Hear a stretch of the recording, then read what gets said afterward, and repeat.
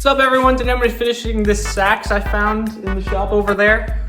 I think I started making this like 3 or 4 years ago, but I never finished it. But I really like the size of it, and I kind of want to finish it. So yeah, that's what I'm going to be doing in this video.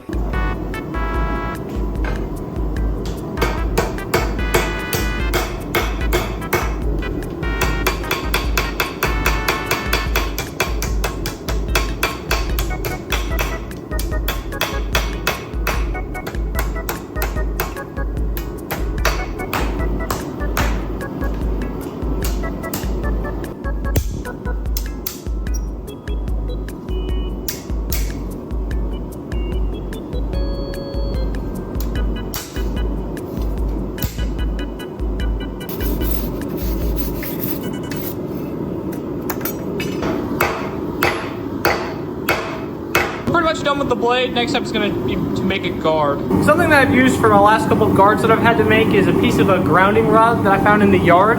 It looked really cool when I polished it because there'd be pieces of copper mixed in, but I can't find that, so I'm going to use a horseshoe as the guard instead. Hopefully it looks good.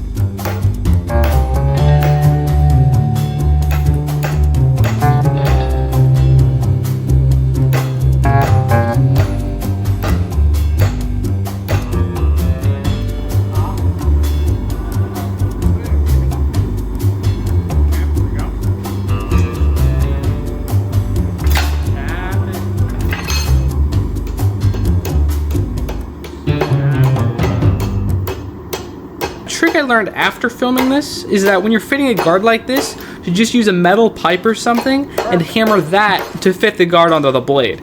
That way you get less bending in the guard like you see I have right here. The guard is good. I'm just gonna weld that in place right there. But something I'm realizing now as I look at the blade is a little twisted. This part is over here. So what I'll do is just heat up the blade and try and untwist that without making it work. Oh, snap. Okay. That's it.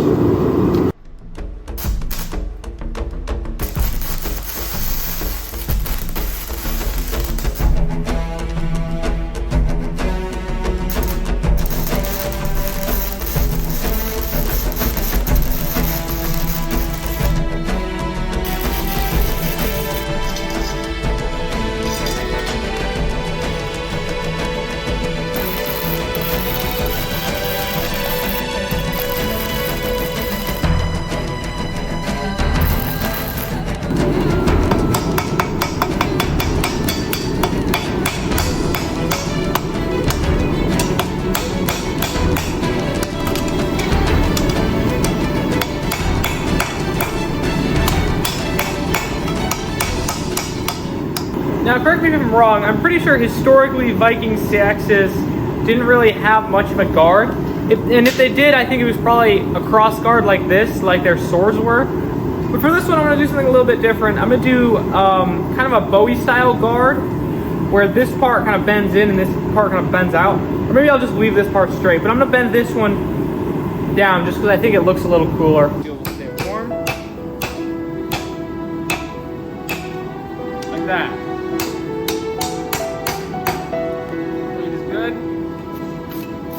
Here I'm drilling the holes in the blade. I chose to just do 2 pins because it's a little easier to fit the whole thing together, especially when you're doing a through tank construction.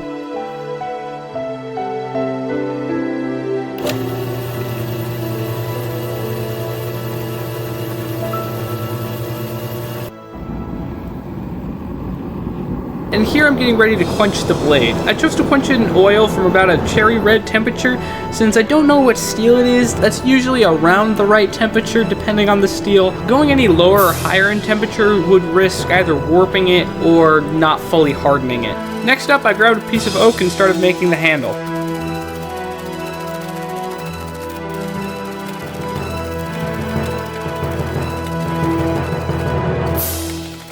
So this is my method for getting handles. I find it works a lot better than just sawing through this.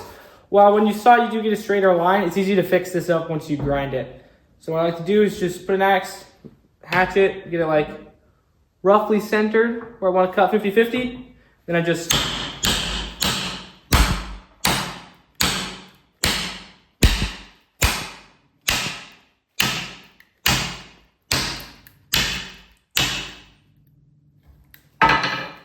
Now, I like to do this because for me, if I mess it up, if it cuts weird, I can always just grab another one and it's still faster than sawing down the middle for me. The wood I use is free and it's on my property, so I don't really have to worry about wasting it.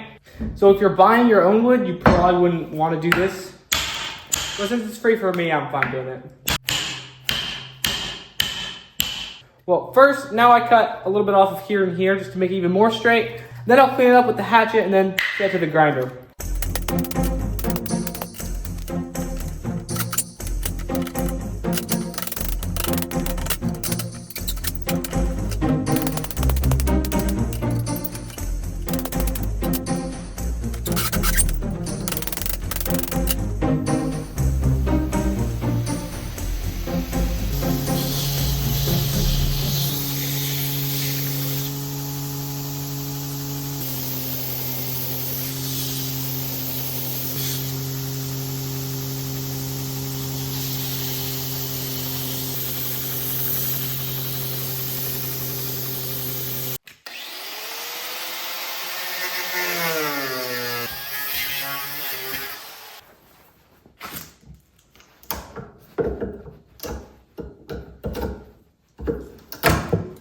Here's the first piece of wood after getting roughly flattened. I still have to do a lot more work grinding. There's the second piece of wood. There's still a lot more flattening to do, but for that I use a better belt grit so it goes a lot faster.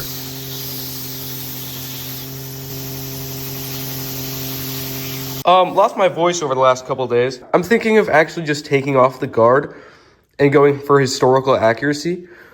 Just because, I don't know. I like the guard. I think it's good. It was good practice for me for sure because I haven't made one in a while. But I just think it'd be cooler to have because it's already the right size to be a historically accurate Viking Seax. This is around the size they would have used. So I just think it'd be really cool to have an actual historically accurate one without a guard. Here's a knife after I removed the guard. Not only is it more historically accurate because they didn't really have guards on their Saxes, I just really like the way it looks without the guard, honestly. I'm now going to try and chisel out the tang shape into these pieces of handle. One problem I might run into is that the second one, the one on the right, is a little thin. So I don't know if I'm going to be able to fit the handle in and still have it look good. So I might need to grab a new piece of wood for the one on the right, but the one on the left, this one, I think will be fine.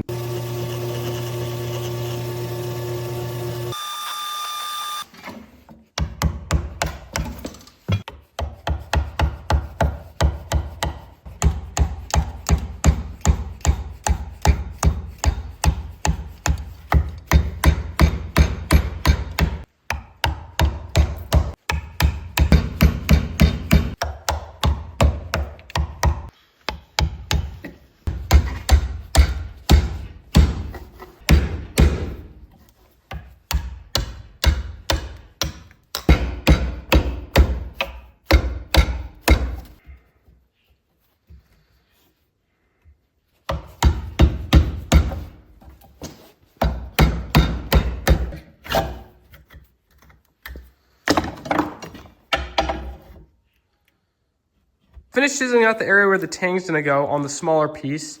Oh, that wasn't recording, was it? Okay. Well, I've gotten it on the second piece of wood. I've gotten all the holes drilled, so nothing new.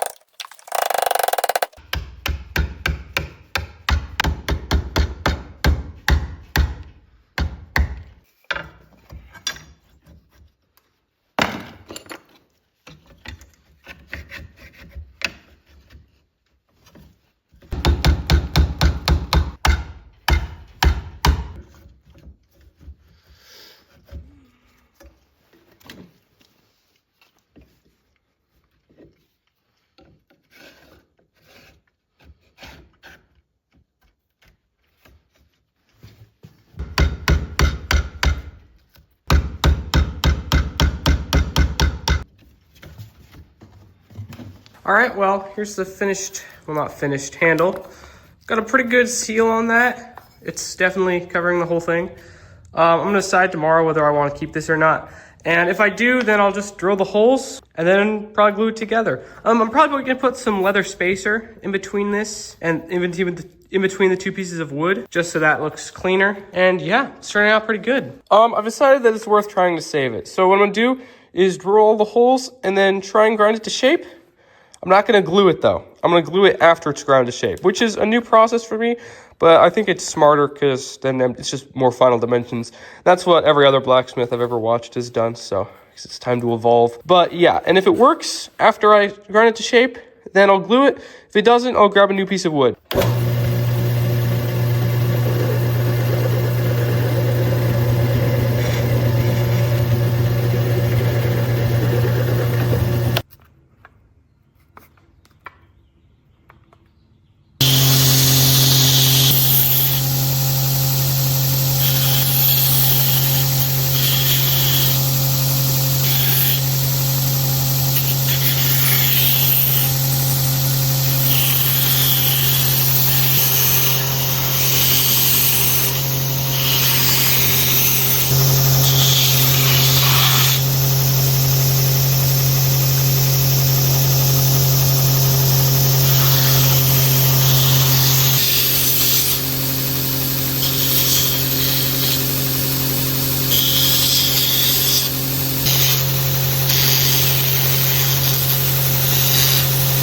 All right, here are the two halves of the handle after they've been rough ground.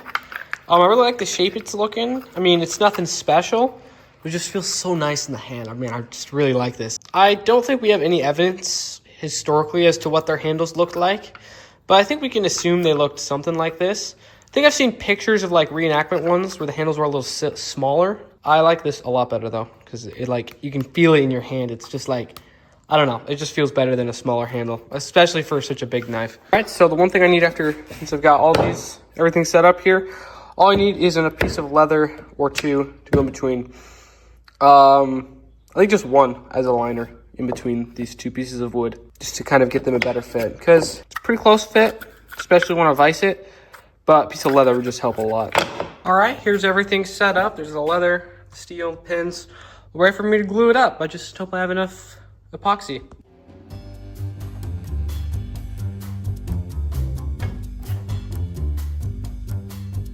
Here. Pins in.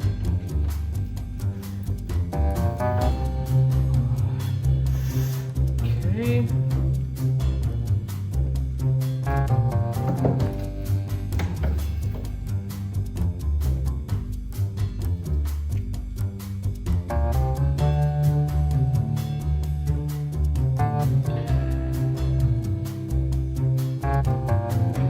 This right here.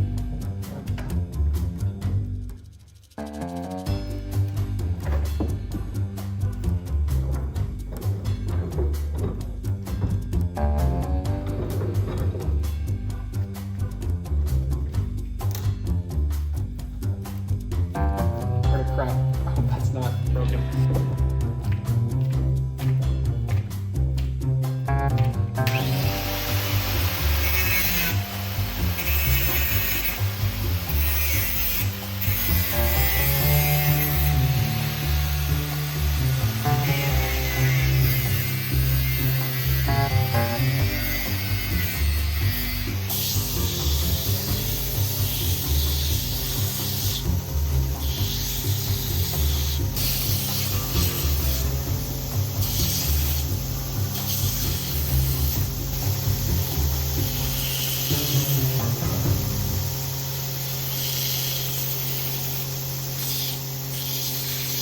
All right, here the handle's pretty much done. I'm gonna have to hand sand it and then put some oil on it or something. But yeah, now I'm gonna move on to sharpening.